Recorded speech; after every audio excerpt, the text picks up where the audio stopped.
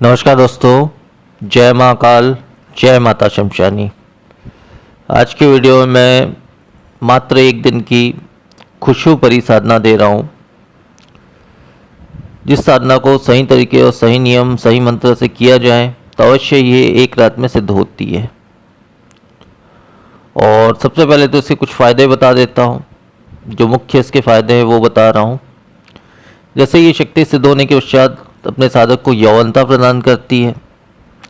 यौवनता का मतलब ये है कि साधक की उम्र कितने भी हो जाए, परंतु वो शक्ति जो है उसे हमेशा जवान बनाए रखती है, बुढ़ापा उस पर नहीं आने देती है। इस प्रकार से वो शक्ति साधक को यौवनता प्रदान करती है। इसके अलावा जो है साधक को आकर्षण प्रदान करती है। इस प्रकार से आकर्षण प्रदान करती है कि कोई भी इंसान उसे देखे तो उसकी तरफ आकर्षित हो जाए, या साधक किसी से भी बात करे या किसी को भी कोई कार्य बोले तो वो आकर्षण की वजह से वो इंसान उसका कार्य अवश्य ही करता है। यहाँ तक शत्रु भी जो है उसके अनुकूल हो जाते हैं, उसके मित्र बन जाते हैं। तो इस प्रकार से आकर्षण प्रदान करती है। इसके अलावा जो है रोगों का नाश करती है। कोई भी रोग हो, बड़ा से बड़ा रोग क्यों ना हो साधक का, उसको दूर करती है, रोगों का नाश करती है ये शक्ति। इसके अलावा जो है अपने लोक का दिव्य मणि प्रदान करती है साधक को, जिस मणि के द्वारा होता ये है उसको आप कहीं भी स्थापित कर दे या जहाँ पे भी या अपने पास रखें, जैसी भी आपकी इच्छा है। उस मणि से होता ये है, अपने किसी भी कार्य में हमको सफलता मिलती है, चाहे वो किसी प्रकार का भी उलझा हुआ कार्य है। उस मणि को हम कपड़े में बांध कर लपेट करके अपने साथ ले जाए, अपने जेब में ले जाए तो हमें हर कार्य में सफलता प्राप्त होती है, सांसारिक कार्यों में। इसके अलावा धन धान्य की प्राप्ति तो होती है, व्यवसाय में उन्नति तो मिलती है, साथ ही बिना किसी साधना मंत्र के दैवी कृपा या देव कृपा हमारे ऊपर बन जाती है। इसके अलावा फायदे की बात करें तो ये मोहन हमें देती है, जिससे हर प्रकार के हमारे विपरीत इंसान या हमारे शत्रु या हर प्रकार के इंसान या जो कोई भी हो वो हमारे अनुकूल हो जाता है। एक तरह से ये भी कह सकते हैं कि वो हमारे वश में हो जाता है। तो इसके अलावा जो है दिव्य दृष्टि भी हमको प्रदान करती है। उस दिव्य दृष्टि के द्वारा हम अलौकिक शक्तियों को देख सकते हैं, देवी देवता जैसी बड़ी शक्तियों को देख सकते हैं, भविष्य की जानकारी प्राप्त कर सकते हैं। इसके अलावा जो है अपने या अपने परिवार में जो भी बुरी नज़र हो, तंत्र मंत्र हो, जादूवाण हो, मारण तंत्र हो इत्यादि बुरी चीज़ें वो अपने ऊपर स्वयं ले लेती है। मतलब साधक या साधक के परिवार को नुकसान नहीं पहुंचने देती है। इसके अलावा जो है गुप्त सात्विक या तामसिक या तांत्रिक क्यों ना हो, ज्ञान प्रदान करती है साधक को। इसके अलावा जो है शारीरिक शक्ति भी प्रदान करती है, भविष्य की जानकारी तो देती है। तो इस प्रकार से संपूर्ण साधना विधान है, मतलब संपूर्ण साधना का लाभ है, विधान नहीं लाभ है। विधान मैं अभी बता रहा हूँ साधना का। ये एक दिवसीय साधना आपको जो है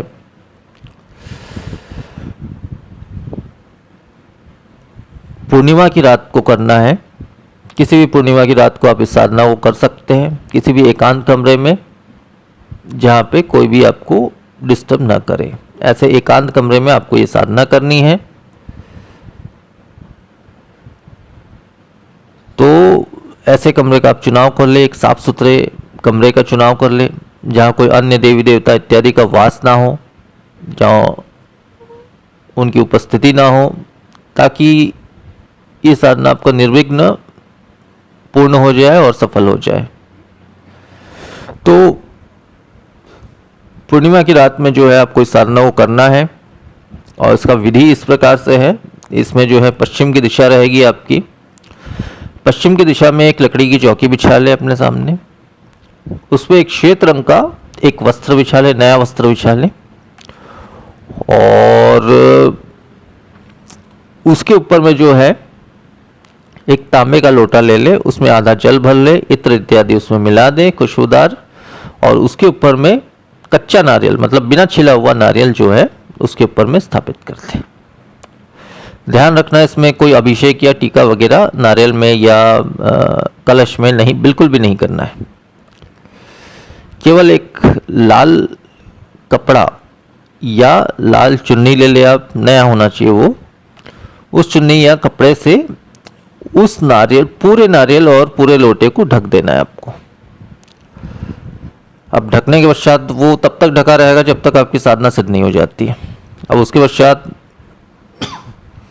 आपको लगभग आधी मुट्ठी चावल लेनी है और उसमें शुद्ध नया हल्दी इतनी मात्रा में मिलानी है कि उसका रंग पीला हो जाए, और उस पीली चावल को उस कलश के सामने 3 हिस्सों में स्थापित करना है। तो ये जो 3 हिस्सों में आपने स्थापित किया है, तो उसमें जो बीच वाला हिस्सा है उसमें आपको एक घी का दीपक लगाना है, मिट्टी का दीपक घी का लगाना है, एक बाती वाला, वो भी अपनी तरफ मुख करके। और इसके अलावा जो है उस दीपक के सामने आपको इस शक्ति का, इस परी का सिद्ध यंत्र स्थापित करना है, और पुष्पों इत्यादि से आसन को अच्छी प्रकार से, श्वेत पुष्पों से खास तौर से अच्छी प्रकार से इस आसन को सजा लेना है, और सिद्ध माला से इस उक्त मंत्र का आपको 7 माला पाठ करना है। शरीर बंधन सुरक्षा घेरा बना ले साधना में, क्योंकि बहुत सी बाधाएं आती है, बहुत सी ऐसी शक्तियां होती है जो चाहती है कि ये साधना आपकी सफल ना हो। इस वजह से सुरक्षा घेरा शरीर बंधन अवश्य ही बना ले इस साधना में। इसके अलावा जो है पूर्णिमा की रात में ये साधना होगी। समय रहेगा आपका रात्रि 11 से सुबह 4 के बीच। दिशा आपकी पश्चिम रहेगी, और जो आपका स्वयं का आसन है वो सफ़ेद रहेगा। तो इस उक्त मंत्र का 7 माला पाठ करना है, और इस देवी के सिद्ध माला से अगर आप पाठ करें तो और भी अच्छा रहेगा। अगर आप ये साधना सिद्ध यंत्र स्थापित करके और सिद्ध माला से करते हो, तो ये अधिकांश एक दिन में या 48 घंटों में ये साधना सिद्ध हो ही जाती है। 48 घंटे मतलब 1 से 2 दिन में ये साधना सिद्ध हो ही जाती है, 100% सिद्ध हो जाती है। परंतु इस साधना को आप बिना सिद्ध यंत्र या सिद्ध माला के भी कर सकते हो, किसी भी माला से आप कर सकते हो, और बिना यंत्र के भी कर सकते हो। तो इस प्रकार से अगर आप साधना करते हो तो हो सकता है इसमें आपको 5 दिन लग जाए, 7 दिन लग जाए, या 9 दिन लग जाए, तो उसमें समय ज़्यादा लगेगा। इसकी वजह भी मैं बता देता हूँ। वजह ये है कि देखो, यंत्र में उसकी स्थापना की जाती है शक्ति की, जिसमें स्वयं जागृत शक्ति स्थापित रहती है। और दूसरी चीज़ ये है कि जो माला का प्रयोग करे उसमें सिद्ध, उसके नाम से सिद्ध किया जाता है। जिस माला से आप उसके मंत्र का जाप कर रहे हो, तो बहुत ही जल्दी वो शक्ति सामने आ जाती है।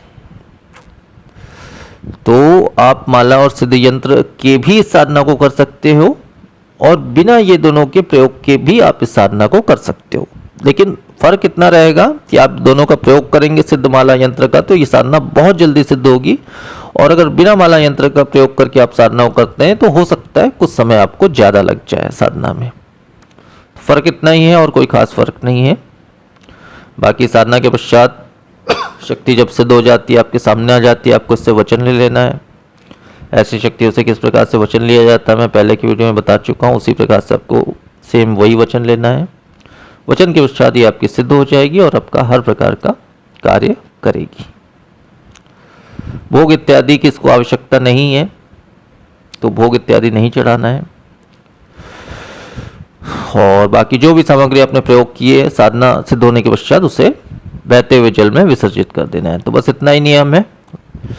अब वो विशेष मंत्र बता दे रहा हूं जिस मंत्र से आपको ये साधना करनी है। वो मंत्र इस प्रकार से है, ओम मनसा मनसा मनसा त्रिभीर गुणे प्रत्यक्ष प्राकट्य खुशो परी दुहाई परी लोक की दुहाई गुरु गोरखनाथ की। तो मंत्र बस इतना ही है और इतना ही संपूर्ण विधान है।